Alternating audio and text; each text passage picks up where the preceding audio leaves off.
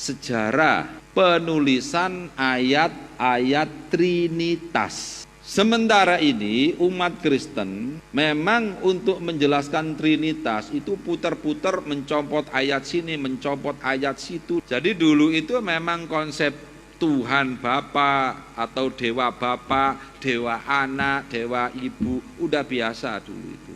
Yesus adalah Tuhan, Firman adalah Tuhan, dan Firman itu jadi manusia, berarti Tuhan adalah Yesus. Yesus adalah Tuhan.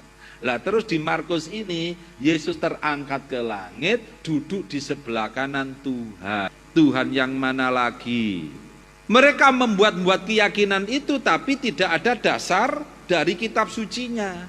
Tanda-tanda ini, yaitu tanda-tanda orang yang sudah beriman bahwa Yesus itu adalah Tuhan, akan menyertai orang-orang yang beriman. 1, bisa mengusir setan, bisa meruqyah. 2, bisa berbicara dalam bahasa-bahasa yang baru. 3, memegang ular, bahkan minum racun maut tidak akan celaka. 4, apabila tangannya diletakkan pada bagian tubuh yang sakit, maka bagian tubuh yang sakit itu akan sembuh. Saya katakan pada pendeta Ezra Soru dan Budi Asali, saya nggak minta banyak-banyak, 2 saja. Megang ular, bahkan minum racun maut tidak akan mati. Bersediakah Anda, karena Anda sudah beriman bahwa Yesus adalah Tuhan, berarti Anda kalau minum racun maut tidak akan mati. Siap nggak minum racun maut? Kalau siap, saya belikan baygon hari ini.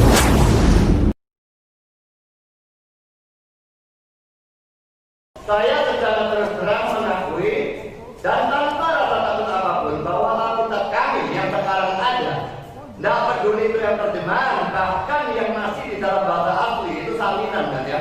Jadi yang asli, sungguh asli disebut dengan istilah autograf, itu langsung oleh para penulisnya, itu sudah tidak ada.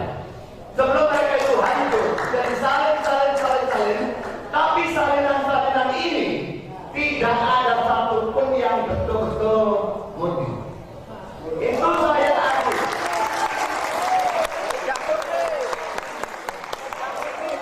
Saya tidak pernah takut mengakui suatu kebenaran.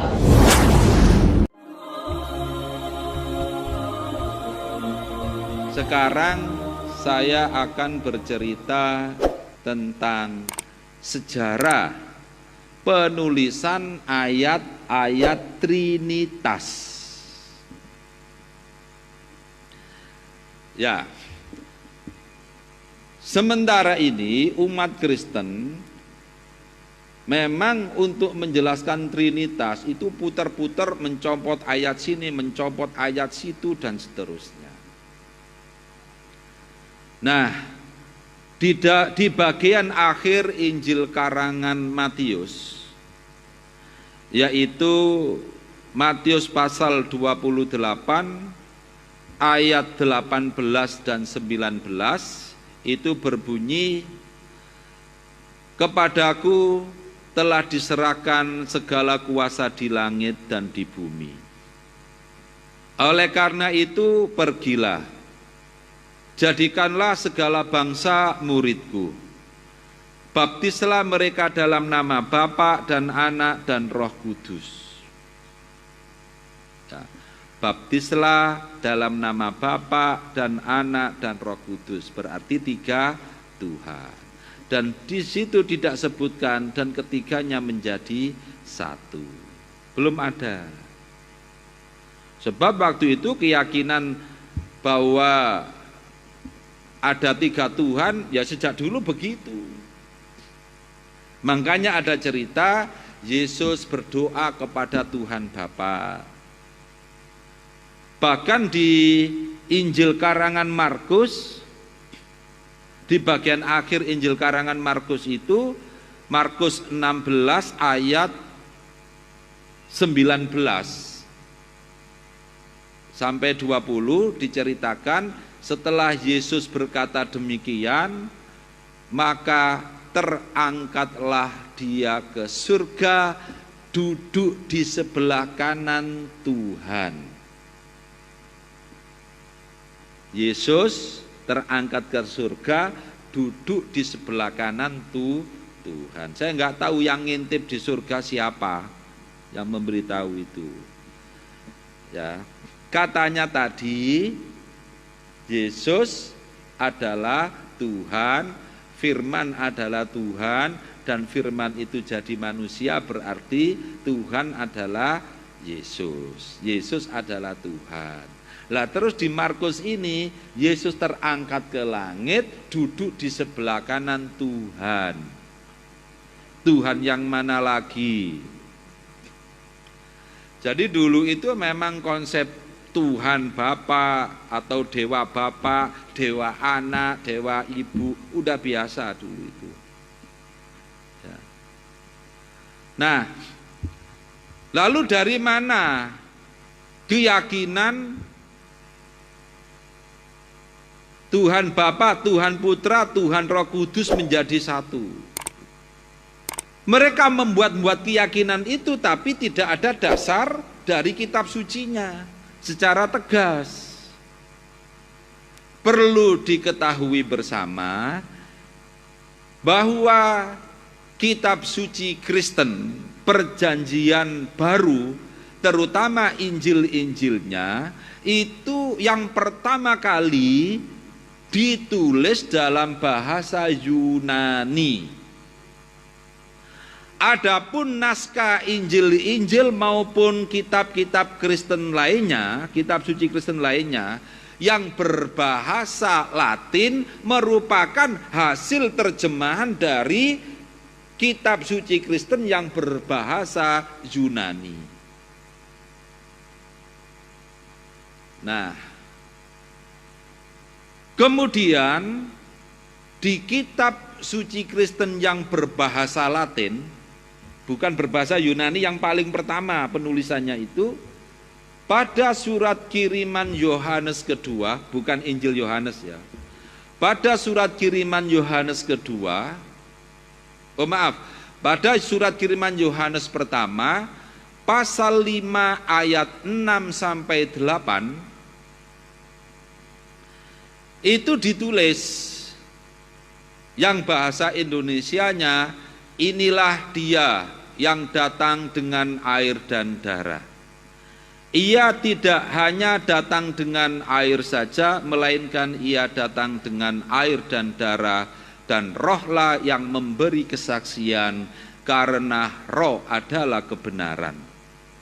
Yang ayat 7, ada 3 yang memberi kesaksian, buka kurung, di surga, Bapa, Firman, dan Roh Kudus, dan ketiganya menjadi satu. Ayat 8, dan ada 3 yang memberi kesaksian di bumi, tutup kurung, roh dan air dan darah, dan ketiganya menjadi satu. Lah kenapa ini ada ayat yang dikasih kurung? Ya, asalnya tidak dikurung yang berbahasa Indonesia itu. Kemudian setelah dikritik oleh tokoh-tokoh Kristen sendiri, termasuk Dr. Van Niftrik dan D.S.B. Zibolan, dalam bukunya Dogmatika Masa Kini, buku ini menjadi referensi bagi mahasiswa teologi. Itu Van Niftrik dan Bolan menyatakan, ayat ini seharusnya dikasih tanda kurung, sebab ayat ini pada mulanya tidak masuk dalam ayat kitab suci. Ia hanya merupakan catatan pinggir. Tetapi kemudian dimasukkan ke dalam bagian dari ayat itu. Jadi asalnya itu tidak ada. Oleh karena itu harus dikurung. Naskah Vulgata yang naskah kitab suci Kristen berbahasa Latin itu, nah, itu dimasukkan ayat itu. Ya, tulisan itu dimasukkan sebagai bagian dari ayat itu. Yang berbahasa Yunani tidak ada. Tapi keyakinan Kristen sudah ada, Tuhan Bapa, Tuhan Anak, ketiganya jadi satu. Setelah Gutenberg menemukan mesin cetak, kemudian Alkitab juga dicetak, seorang cendekiawan Kristen yang bernama Erasmus, orang Belanda, mencetak kitab Kristen berdasarkan naskah Yunani. Karena berdasarkan naskah Yunani berarti tidak ada ayat itu. Sudah selesai cetak, Erasmus diprotes oleh orang Kristen sedunia. Bahkan Erasmus diancam bunuh. Lah, terus dia mengatakan, lah memang di dalam naskah Yunani nggak ada kok. Itu kan ada di Vulgata, naskah kitab suci Kristen berbahasa Yunani, berbahasa Latin. Yang berbahasa Latin kan terjemahan dari Yunani, padahal di Yunani tidak ada. Tapi tetap Erasmus dipaksa untuk memasukkan ayat itu. Dan Erasmus dengan alasan, oke, kalau Anda memaksa kami, tolong buatkan ayat yang berbahasa Yunani yang isinya yaitu ada 3 yang memberi kesaksian di surga, Bapa, Firman, dan Roh Kudus, dan ketiganya menjadi satu. Dan ada 3 yang memberi kesaksian di bumi. Itu dimasukkan, ditulis. Akhirnya pada tahun 1520 Masehi, seorang biarawan Fransiskan yang bernama Roy menulis ayat itu dalam bahasa Yunani dan dimasukkan sebagai ayat pada surat kiriman Yohanes pasal 5 ayat 6 sampai 8. Dan baru dicetak oleh Erasmus, ayat itu masuk sebagai bagian dari kitab suci pada tahun 1522, 2 tahun setelah penulisan ayat itu. Jadi ayatnya itu baru ditulis kemarin. Nah, oleh karena itulah jamaah sekalian, kita sudah tahu ternyata memang ajaran-ajaran mereka itu adalah buatan manusia. Dan kita sebagai umat Islam wajib memberitahu kepada mereka, mengajak mereka untuk bertobat. Karena agama Kristen itu adalah agama yang sesat dan bohong. Saya katakan gini, nggak apa-apa, sebarkan di YouTube. Biar pendeta-pendeta mengundang saya di gereja kalau berani. Ya. Dan rata-rata kami minta supaya diselenggarakan dialog Islam Kristen di gereja, pendeta tidak berani. Hanya satu yang berani dulu. Saya waktu masih kecil imut-imut. Sekitar tahun 1993. Adik-adik sudah lahir. Ya. Berarti sudah berapa tahun itu? 26 tahun ya. 26 tahun yang lalu seorang pastor ya, yang membina gereja di paroki Probolinggo, Jawa Timur, bernama Dr. Siktus Situmorang. Dialah yang bersedia untuk berdialog Islam Kristen di gereja. Saat itu di gereja. Baru sekali itu saja. Setelah itu udah nggak ada pendeta yang bersedia. Ya, dan alhamdulillah setelah saya menunjukkan bukti-bukti kepalsuan dan kedustaan ajaran-ajaran Kristen dan kepalsuan ayat-ayat Kristen, ayat-ayat kitab suci Kristen, seorang pastor senior temannya Fran Magnus Suseno. Fran Magnus Suseno kan pastor senior. Kalau Fran Magnus Suseno itu dari Jerman, Pastor Leo yang dulu bertugas di Bandung itu dari Belanda. Nah, Pastor Franz Dahler ini dari Swiss.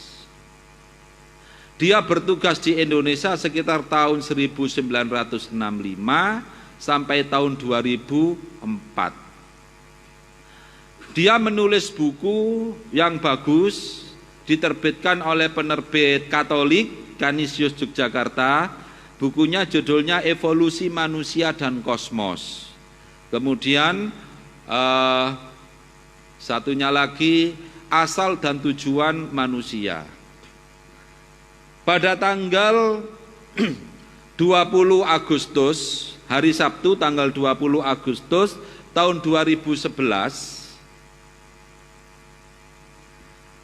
saya diminta datang oleh Duta Besar Swiss waktu itu, Bapak Joko Susilo, untuk datang ke Swiss.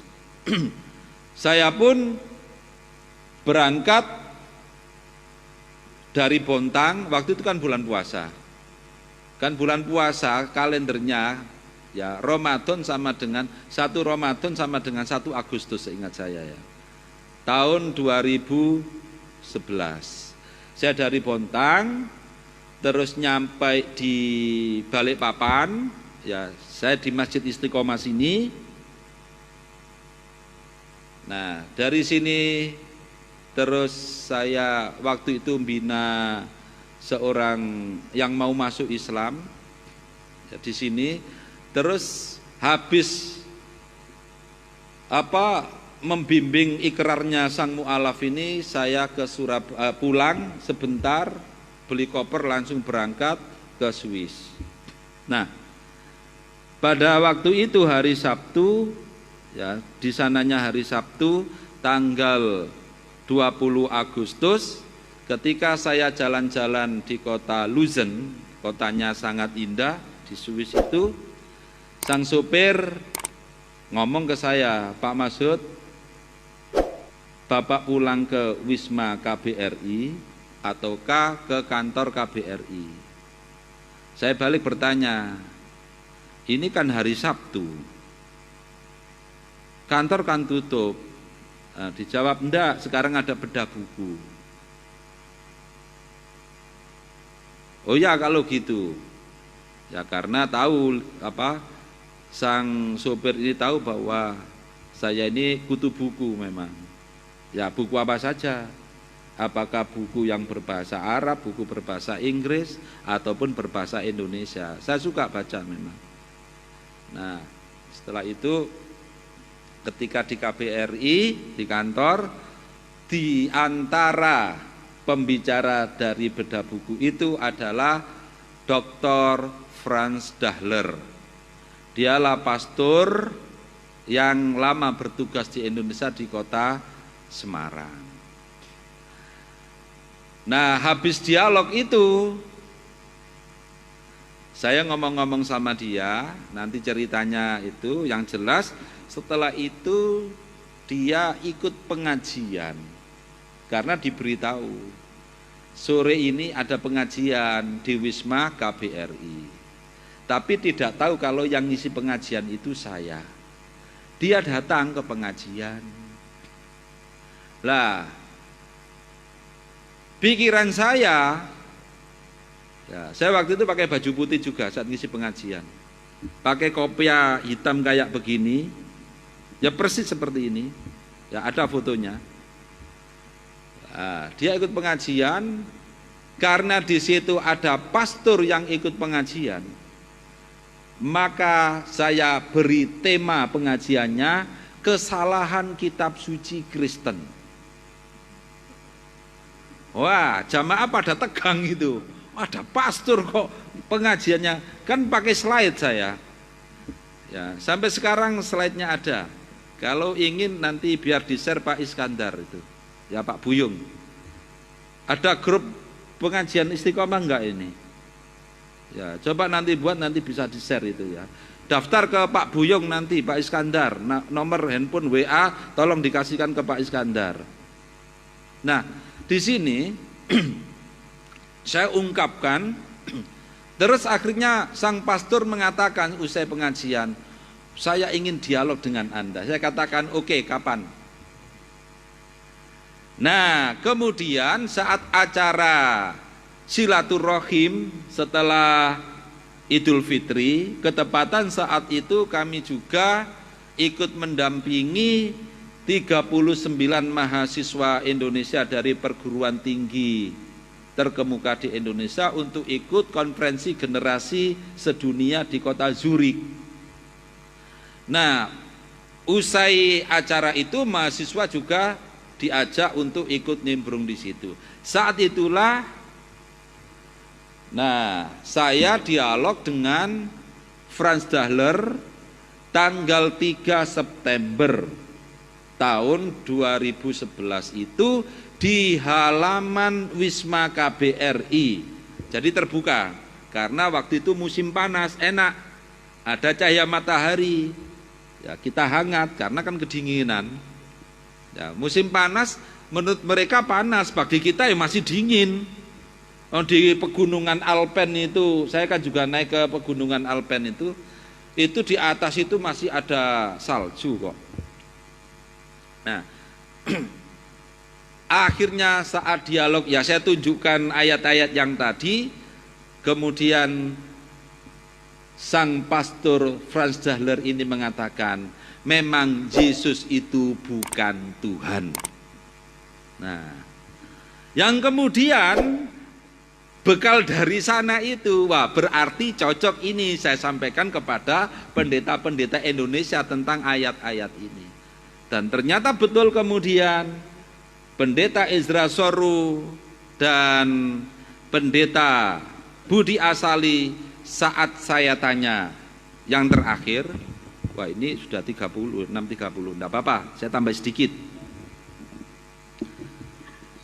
Yang saya tanyakan di samping yang ayat-ayat Yohanes tadi, yang saya tanyakan adalah, ini judulnya ya, keselamatan hanya ada pada Tuhan Yesus, tanda tanya. Anda berdua ini kan sudah beriman bahwa Yesus itu Tuhan. Nah, menurut Markus pasal 16 ayat 17 sampai 18 itu disebutkan tanda-tanda ini, yaitu tanda-tanda orang yang sudah beriman bahwa Yesus itu adalah Tuhan, akan menyertai orang-orang yang beriman atau orang yang percaya. 1, bisa mengusir setan, nah, bisa meruqyah. Dicoba itu pendeta bisa meruqyah apa enggak itu ya. 2, bisa berbicara dalam bahasa-bahasa yang baru. 3, memegang ular bahkan minum racun maut tidak akan celaka. 4, apabila tangannya diletakkan pada bagian tubuh yang sakit, maka bagian tubuh yang sakit itu akan sembuh. Saya katakan pada pendeta Ezra Soru dan Budi Asali, saya enggak minta banyak-banyak, 2 saja. Megang ular bahkan minum racun maut tidak akan mati. Bersediakah Anda karena Anda sudah beriman bahwa Yesus adalah Tuhan, berarti Anda kalau minum racun maut tidak akan mati. Siap enggak minum racun maut? Kalau siap, saya belikan baygon hari ini. Nah, kalau sudah bisa minum baygon tidak celaka, saya ajak Anda ke rumah sakit Kristen, sembuhkan orang-orang Kristen yang terbaring di rumah sakit Kristen itu. Kalau Anda bisa menyembuhkan, saya masuk Kristen. Apa jawaban dari pendeta Budi Asali? Mohon maaf, ayat itu adalah ayat tambahan. Nah, karena itu ayat tambahan, asalnya muter-muter gak karu-karuan sampai ditegur oleh moderatornya. Moderatornya ya mantan pendeta yang bernama Markus Margianto, yang kemudian bernama Islamnya Ali Makrus At-Tamimi. Nah, moderatornya Ali Makrus At-Tamimi ini menegur pendeta Budi Asali. Maaf Pak, to the point saja jawabnya, jangan muter-muter. Akhirnya kemudian dia mengatakan memang ayat itu adalah ayat tambahan. Dan memang para cendekiawan-cendekiawan Kristen sendiri menyatakan Markus pasal 16 mulai ayat 9 sampai 20 itu adalah ayat tambahan, termasuk ayat yang saya sebutkan tadi. Ayat tambahan. Diakui. Nah, karena ayat ini tambahan, kami nggak berani minum racun. Dan itu pendeta Ezra Soru ya diam. Seharusnya kan bantah. Berarti memang benar. Dia pun nggak mungkin berani. Kalau dia berani pasti dia mengatakan, saya siap minum racun. Nah, akhirnya di rekaman YouTube itu lihat pendeta pendeta Risuli itu marah-marah, itu pendeta goblok katanya gitu. Lah, padahal dia sendiri juga nggak ngerti gitu loh. Ya, nah itulah bukti-bukti bahwa mustahil mereka bisa melaksanakan apa yang dikatakan pada Markus 16 ayat 15 sampai ayat 20. Demikian dari kami. Kalau memang ada yang bertanya, saya persilakan, mumpung masih ada waktu. Silakan kalau bertanya. فلا لهو يثنيه عن سير